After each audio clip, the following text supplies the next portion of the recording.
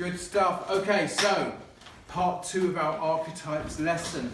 Here's the new language: intimacy, affection, close relationship, a bond, a really close friendship, togetherness. I love this word, bond. Well done, Caroline.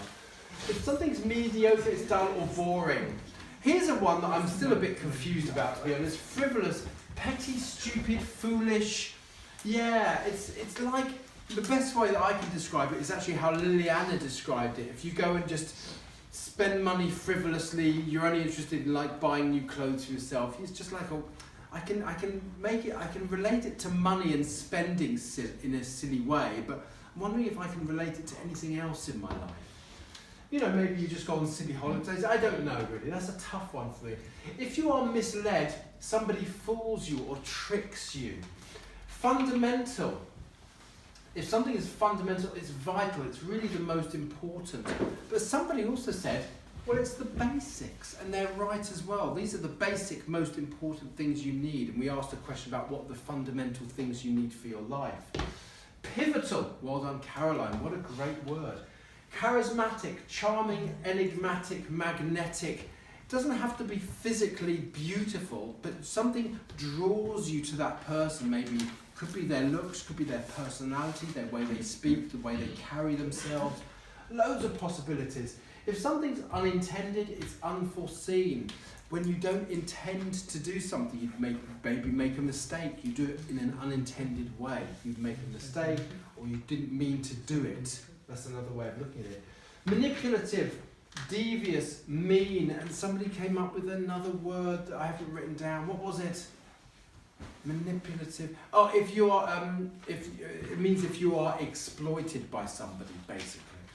Prosperous, well-off or rich, and we were talking today about how can you be prosperous in other ways, not just monetary ways. Delegate. When we delegate things, we assign them. We give a job to somebody to do. A lull is a drop in normality. So if something is like this, like, for example, in business, if your sales are going along and suddenly they drop, then there's a lull in the sales. So it's a drop in what we expect to be normal. Grave. Well, grave, you put a dead person in a grave, but also it means very bad. Here's a great example. I made a grave mistake, a really, really bad mistake with a lot of negative consequences. And finally, on this board, vivacious means outgoing and lively. Now, over here, we had a few extra words as well. Modest means humble. We've done it before, but it's good to revisit it. If you call something off, you cancel it. I'm sorry, I'm going to have to call off the meeting, I'm busy.